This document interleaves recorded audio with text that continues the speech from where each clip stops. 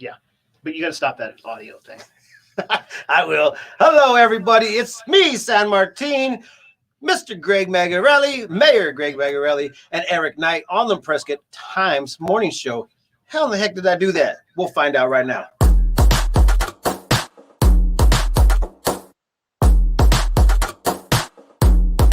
Welcome to the 863 Morning Show with your hosts, San Martin Rodriguez and Eric Knight.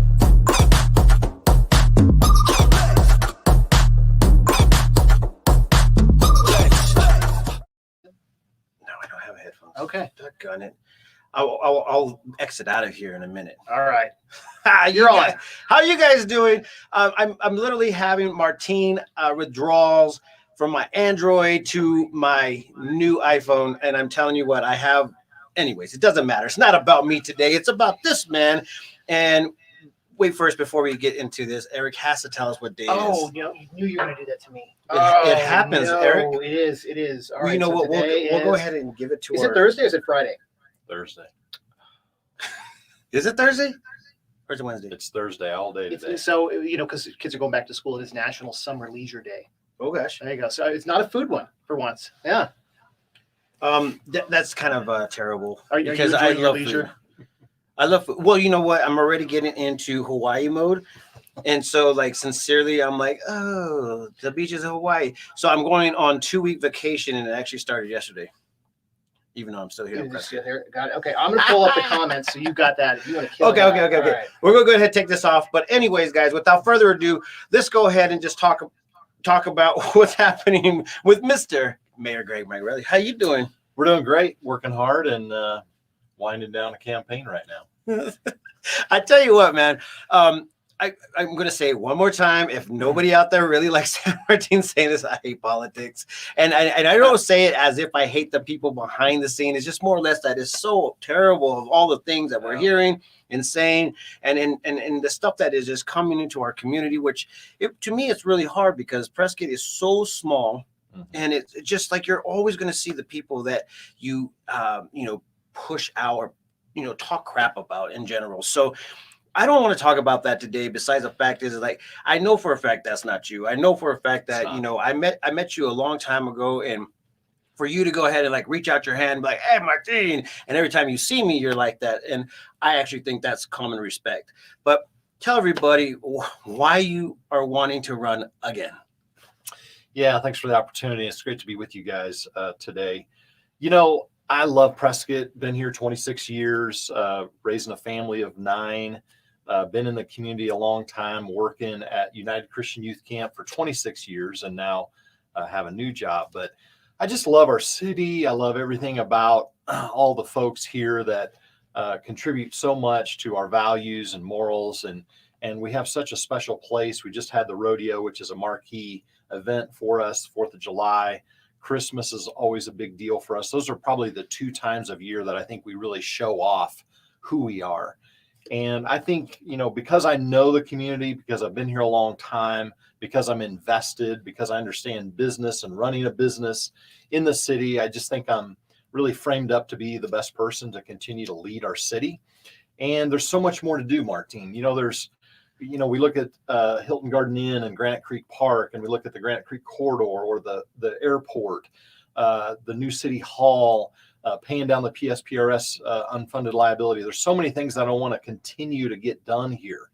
So much more to do. So I'm up for the task. Man, you seem to amaze me, man. 9 children, and I didn't do anything else. Yeah, you're like, what are you doing? Good answer. It's amazing to have a power team that's willing and able to go ahead and keep this type of tradition as far as family. And there's been some staple things that you have done in this past year. You actually went through a pandemic, which kind of I know it tore us apart as a community and as a mindset. But what makes you really want to go ahead and just put yourself back into that fire? Yeah, well, let's hope we have better times ahead coming out of this pandemic, because that was really difficult, tough decisions. I never thought, I was telling my wife this in the middle of the pandemic or the beginning, I never thought I'd be talking to businesses about you have to shut down or close. It's just the craziest thing. to limit what a business could do, and then to be looking at different mandates and whether we should do that or not. And really, I chose a path of allowing you to make decisions yourself, give you good information, and then I trust you. I trust Prescott. And they stepped up and they made good decisions through the pandemic. And so I'm more of one who loves liberty and freedom and wants to allow folks to continue to exercise that even in a pandemic. So, I hope for better days ahead. I think we're in a great economy. We're in a great mode of just exciting things on the horizon. I want to be a part of it. That's amazing. Do we have any questions? You guys are more than I'm welcome watching, to nothing ask yet. questions. I just should probably open that up to you guys out there that is watching right now. You guys are more than happy, and Eric will monitor it. And if you guys have a question to ask my friend right here, just go ahead and do it. We'd like to hear from you guys as well. So, Eric, do you have anything to ask? Because I know for a fact that we were just opened preparing it up to questions. So we were preparing this scenario because it means a lot to us, because this is the place that we live. This is the place that we have businesses. This Kids, means, kids. yeah. And our future, in my future, is really depending on how this is. The biggest thing that everybody wants to talk about is population and how it's growing. Yeah. And I know that we have seen many things in my 43 years of being alive in Prescott, Arizona. Getting across town was probably like the fastest I could ever do on a bike, even walking. But now we have a little bit of, life coming back into Prescott. So how and will you help that control? Sure. And what are your plans for that? Yeah, growth and water are the two big issues right now, San Martin. And I would say that first, let's start with the facts. And I like to use the U.S. Census Bureau. There's a lot of numbers being thrown out there right now about, exponential growth and rampant, out of control, whatever growth. And I think if we didn't have growth, we'd be trying to figure out how to get growth. But anyway, with the U.S. Census Bureau from 2005 to 2019, on average, annually, 0.61%. So look it up yourself. It's on my website, votemayor.com, but 05 to 19, 0.61%. Now that accounts for folks who are living and breathing and those who aren't, and so it really gives you a true picture of the actual growth, not just people coming in, because we have an older demographic. So that has to be accounted for. So I'm telling you, historically, Prescott has grown 1% to 2%. Right now, the Census Bureau numbers for 2020 weren't available just yet, but I would say we're probably at a 1% to 2% even right now. You see a sea of rooftops, but our demographic tells us that we're 1.5 people per household. So, you have to take that into account as well. I think we need to control it. We need to make it look the way we want it to look. And so by annexation, which we should talk about Arizona Eco Development here in a minute, that happened recently, you control it. We have our guidelines, our rules, our ordinances that control what it looks like. We can control the water, and we have a great conservation code that really controls the use of the water, and then we get to recharge all the effluent back into the aquifer, which is important. So I'm for controlled, managed growth. People are going to come. We live in a beautiful place, and we all chose to live here because we love it. Well, guess what? Other people love it too. And we have private property rights, which is another part of this picture. And I believe in the Constitution and private property rights. And so it's going to happen, whether it's in the county, Prescott Valley, it's going to happen. I would rather control it in an annexation. Yeah, that was the whole point of the AED, having them come in and being annexed. I remember this story quite well 2 years ago when we had Jason come in and talk with us about it. He goes, it's our land. What are we supposed to do with it? How do we go ahead and make it work? And coming into the city and having this conversation and saying, hey, this would probably be a great idea. And talking about water, everybody says water, water, water.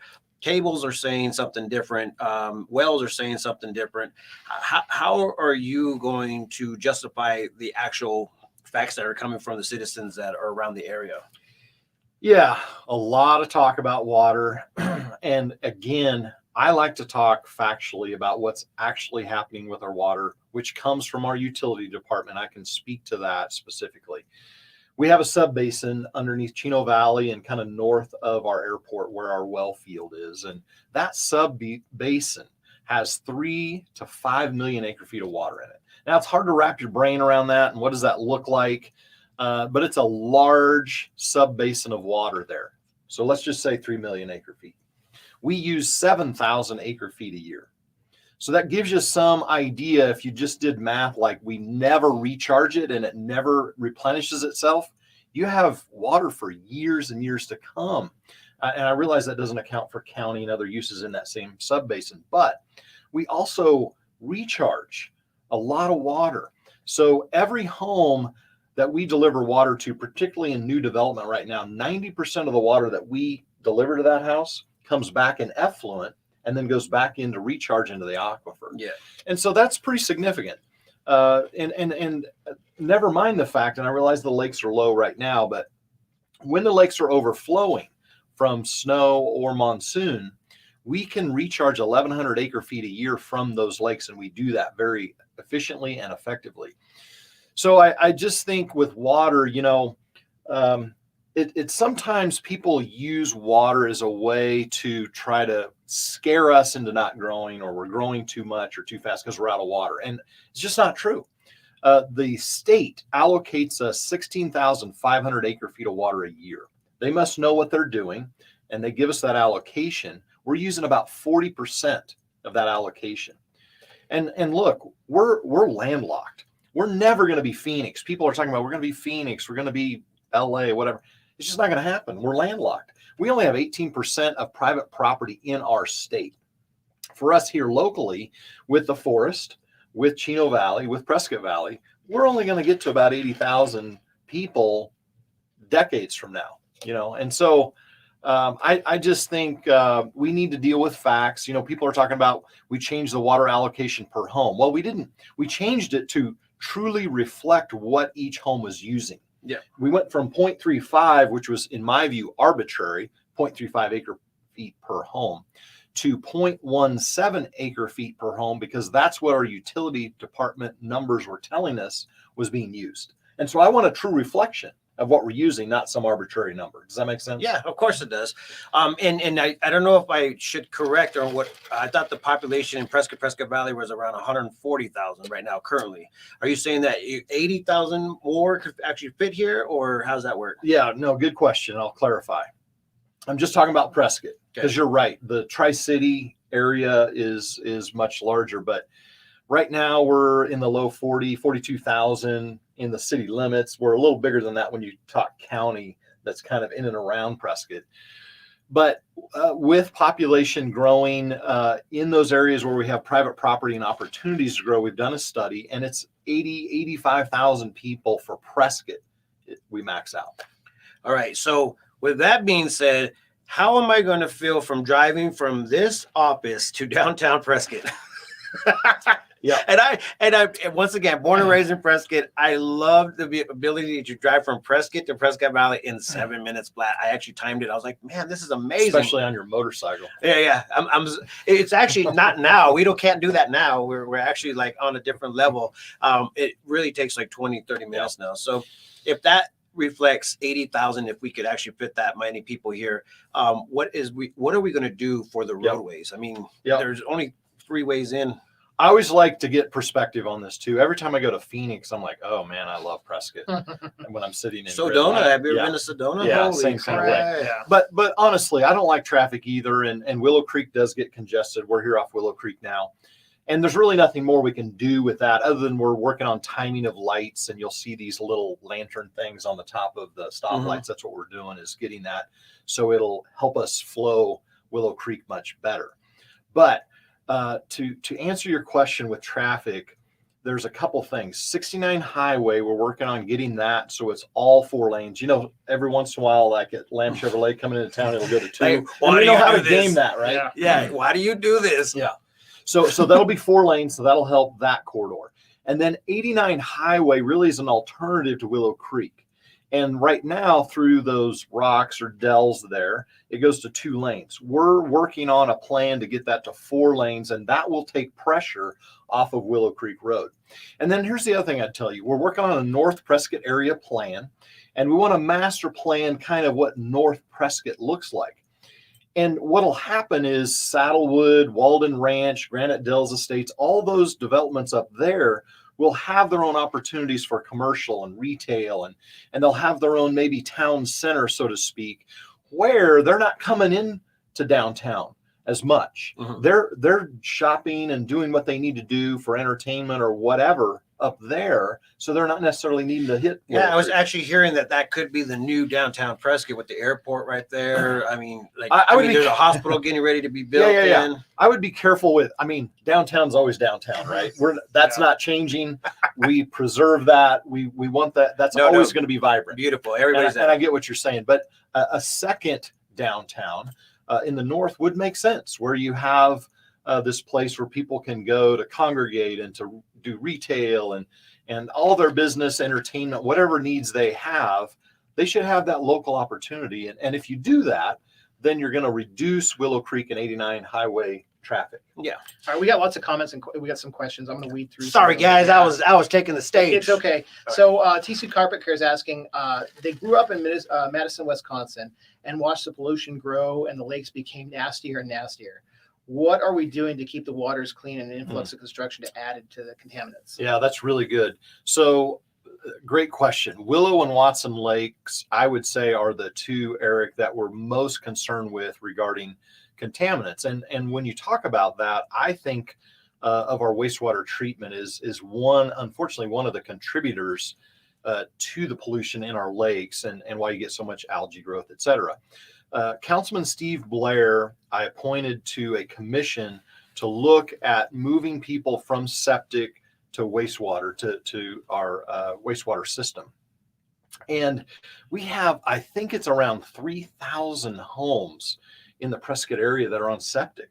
And so we want to change that for the pollution, to reduce the pollution to our lakes and to get that effluent back into the aquifer, because right now a septic system doesn't help do that. And so he's looking at that. We don't want it to be a burden on the homeowner. We don't want to say, hey, in this neighborhood, you have to pay X to, hook up to the sewer system. So he's looking at grants and other ways to fund that, where homeowners could connect to sewer systems. We're in a tough, Prescott, with all the elevation change and topography, it can be challenging in some areas. So he's looking at that low hanging fruit where we can change that scenario. We want to preserve those lakes.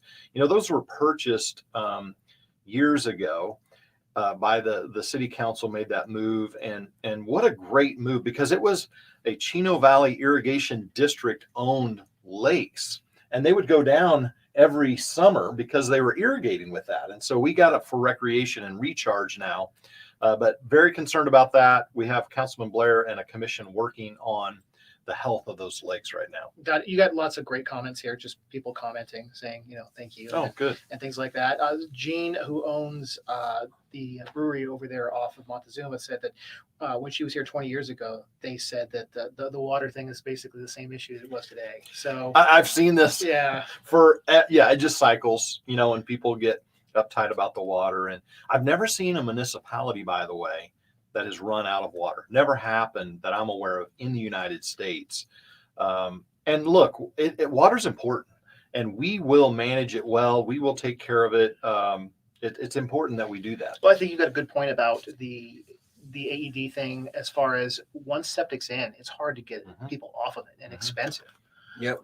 So there's a mess out there. I've got a property in Diamond Valley that's on septic. And it'd be great to get it off that system, but it's just not cost effective, right? Yeah, there's a few things that I obviously, being born and raised here, the things that I hear, it's very extensive. The water in general, talking about it, it does hit home with the idea of if there's something in the water. Reports back in, I think, last year, or the year before, we were saying that there was high concentrations of arsenic. There's also high concentration of actual stuff that you find in dryer sheets. So these are the things that would concern me because of the water that's coming out of the system. It's obviously still drinkable. But at the same time, I talked to another water expert that you probably know. I forgot his name, so forgive me if you're out there.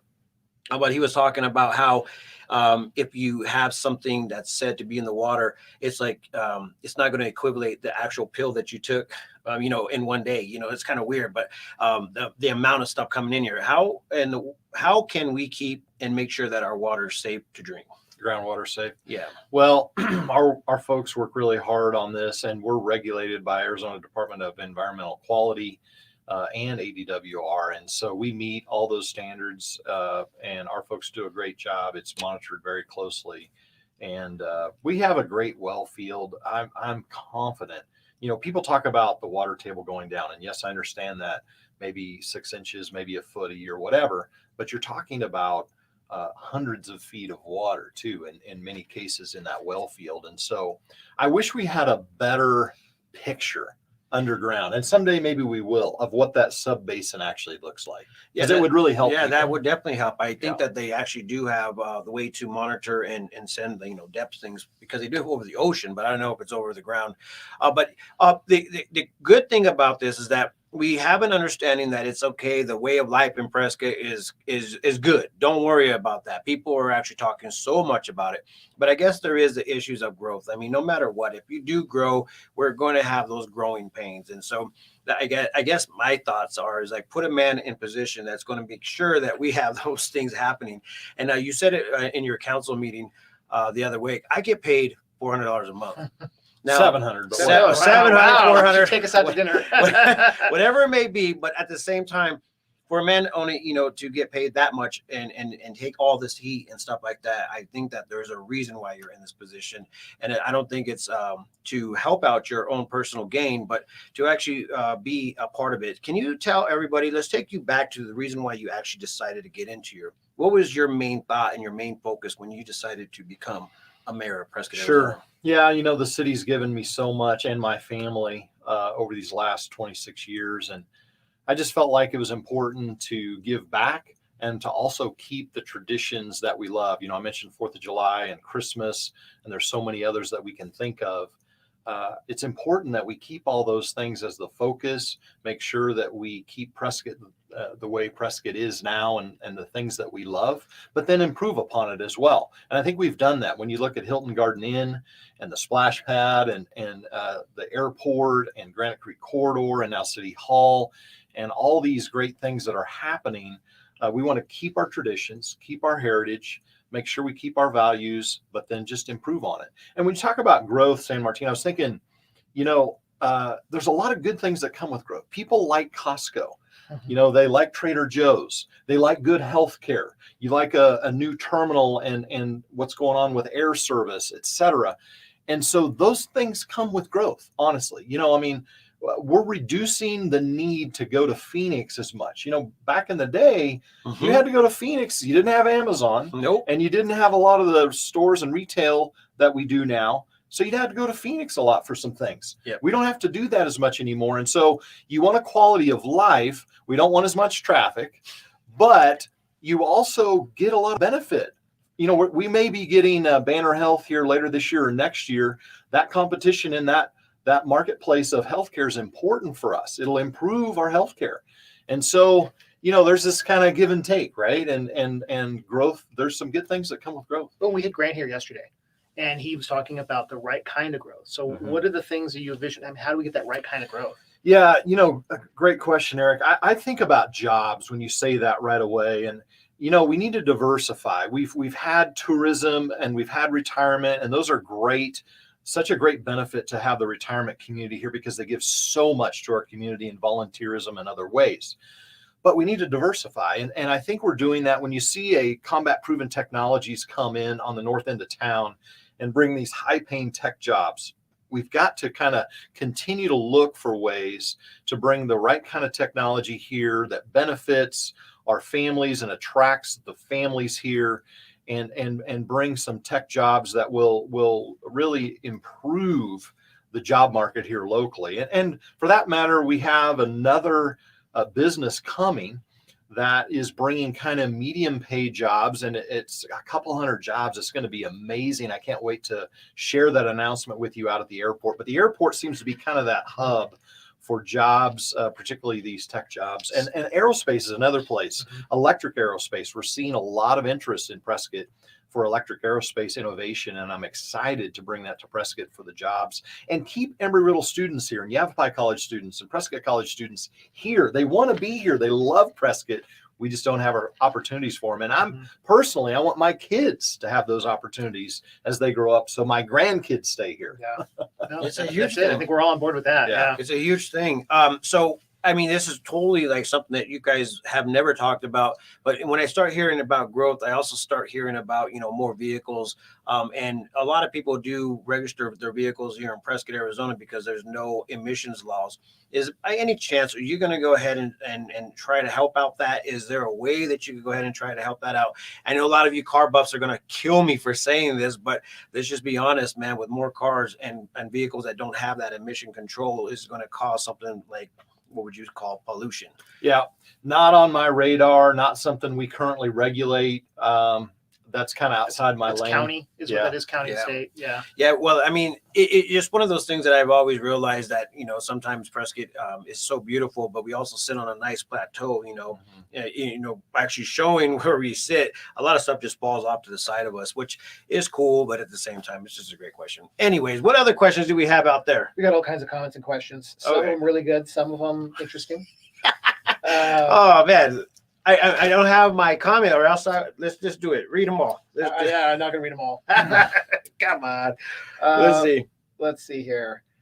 I wanna see. There's some long ones. By the way, Jerry Cook loves that you were riding the snowplow last. Oh, winter. that was Yeah. a lot of fun. Yeah. No, it's good to get out there, Eric. I rode in the snowplow during a storm just to kind of see what those guys Yeah, deal that was with. awesome. I like that. I've been on some trash trucks where I just get the opportunity to see what our city folks do, and I'm always so impressed with our frontline workers. It's really what makes Prescott so special. Many times our guys are out there and a trash can's dumped over and the trash is in the street, and they'll stop the truck, get out, pick it up. And I've it's seen just- that. I've seen that Yeah. firsthand. Yeah, I've been walking neighborhoods and I've Mhm. had people tell me that has happened, and that's just our small town. And what makes us so special is we have some amazing city employees. Yesterday, by the way, speaking of city employees, we had the opportunity to swear in our new police chief, Amy Bonney, She's awesome. and she's Yeah, I saw amazing. that. So happy to go through a national search, and she most definitely was the best candidate, and I wasn't surprised by that. And then Lieutenant Brambilla got up later at the end of the ceremony, and he talked about how Amy's a hometown girl. Mm-hmm. He's hometown. Yep. This lieutenant, all locally grown hometown folks. And I think they have a different kind of investment. They have a different kind of sense of wanting to protect and serve our community when they're right here from Prescott. And so we're so fortunate to have such a great police department, fire department, city staff. They do a great job. No, that's amazing to have a little bit of hometown feeling. Everybody's like, where's all the people that are born and raised here? Well, they're starting to get into great positions to keep, and preserve what we think is home, Yes. and I love this place. Grew up downtown Prescott, Arizona. The downtown events were also my love. It's got a little bit commercialized, but it's still fun to have all these events and enjoy what Prescott has as far as quality of life. I think that there is a lot more to running for mayor. Let alone I guess just living life here. I mean, you know what? You're everywhere. You got a new position too with the Prescott Rodeo. How does that feel? Yeah, no, I'm so excited about what we're going to be able to do there at the rodeo. I work for Prescott Frontier Days, by the way, but the city of Prescott does own the rodeo grounds. So the Prescott Frontier Days has a lease, and I work for the board of Prescott Frontier Days. And they've given me the opportunity to raise money to invest in that property. There's 43 acres there. And, it sits there a lot, Martine, kind of empty, with not a lot going on. We have a few rope-ins and other things that go on periodically and the fair, but there's so much more we could do there and open up to the community. So I'm looking to invest a lot of money into the rodeo grounds to improve it and then use it more for a community asset throughout the year. Right now, we're looking at bathrooms on one end of the grandstand. I know that's not real glamorous. And we're also looking at some new pens and corrals and all that for the rodeo and equine events. And it'll always be the rodeo there, but I just see a diamond in the rough and something that we really should capitalize on and leverage for our quality of life and for our economic benefit. Yeah, no, that place was a rocking. I mean, I remember going there for the horse races, the Derby, and I know JC Trejo. I hope he's doing better. He is doing better, by the way. We got a report yesterday that he's getting out of the hospital, I believe, today. Going to a rehab hospital in Fort Collins, and so prayers being answered. We're so excited he's getting better. It's a good thing. And a couple doubles here. They're asking, a couple doubles here. They're asking about like transportation. Is there, there used to be a bus system. Somebody's told us the other day there was a bus system from here to Chino. I mean, what is the outlook there is what the... Yeah, public transportation. So I definitely would like to see some way to move people around on a transit system. This can be difficult to do. Sometimes, you get into a public transport situation that can cost the government a lot of money and you don't see a lot of people using it. We want something that's usable. And we need to kind of maybe think differently, if I could say Uber style, if you will, but is there a way to have a public transit that looks a little different? So right now, Central Yavapai Metropolitan Planning Organization. Wow. We'll just say SIMPO from here on out. SIMPO is really the leader in this for our region. And they're working with Prescott Valley right now on a public transit system. There is some public dollars available. And so they're going to test it out there. And I appreciate our partner in Prescott Valley doing that. We can kind of see what happens with that. But it's meant to be kind of more of an on-demand, Eric, where it's not just a regular route and you got to get to that route. I think there will be opportunities where it can kind of have a little bit of a custom feature where you can ask for a ride, if you will. And so let's see how that works out there. I want to provide something. I just want to be careful that we don't get caught in a situation where we get government funding, then it runs out, and then we're paying for something that maybe isn't as effective as we'd like to see. And you see one person or nobody on the bus because they have to do that. That makes sense. Yeah. I thought Mayor Pro Tem Billy Orr was actually advocating for something like this. And now that she's not with you guys, I don't know if it's been lost or still, proceeding. I think the idea of having transportation would help out with a lot of business and drive for people that are in Chino. I think there is actually a free shuttle from Chino to Prescott. If I'm not mistaken, we had somebody that actually good to hear. Yeah. The other idea is rideshare too, which could be really simple with a parking lot and do a rideshare thing. So, cool. All right, we're about time. Is there anything else? Election's almost here. Is there anything else that you want to tell everybody before you wrap up? Well, I just appreciate the support out there. Everyone's been so helpful and grateful for the support through the pandemic and through a difficult loss that my family went through last year. And the city always shows up. They're very supportive. And I'm just grateful to have been serving as the mayor here for almost 4 years. And I look forward to hopefully a new term starting in November. And how long does the term go for? It's a 2-year term. So it starts in November will be the new term. And it's 2 year for the mayor, 4 year for the council. Oh, nice. Okay. Well, it makes a lot of sense. And I really do appreciate you coming out and taking time out of your busy schedule. I remember calling Michelle. I was like, is he available? So I really do appreciate you taking the time and seeing us over here at the Prescott Times. I'm glad that you guys all showed up. Elections coming up. So make sure you guys, reach out and talk to somebody. And how do they get a hold of you? They can get a hold of me through City Hall by talking to Michelle Rush there, 777-1200, I believe. Or you can get a hold of me on my email at greg.mengarelli@prescott-az.gov. And what's your campaign website again, real quick? Campaign website is votemayor.com. Okay, cool. All right, guys, you know how this story goes. Go to theprescotttimes.com to see all the top stories in all of Yavapai County. And if you have any more questions that you want to ask, we'll see if we can go ahead and get it to him, or just leave it here and he will come back and check out the comments later. I didn't have a chance, so if we didn't get to you, forgive us. We'll try to go ahead and get those answers, those prayers answered, or whatever you want answered. So with that being said, peace, love, and happiness. Let it not be war. And remember, love always wins. See you guys later.